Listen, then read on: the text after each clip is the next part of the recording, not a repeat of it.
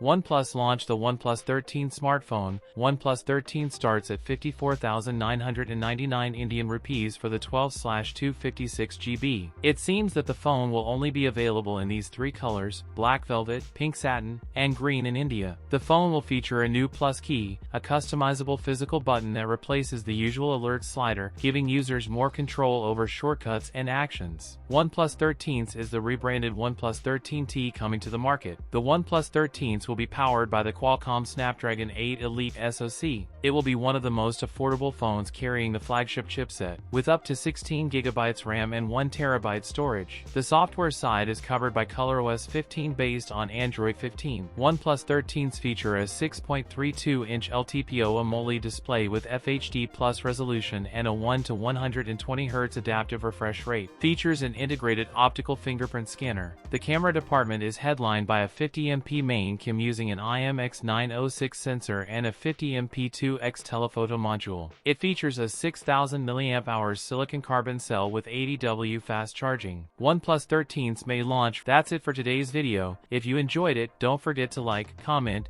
and subscribe for more content. Thanks for watching, and I'll see you in the next one.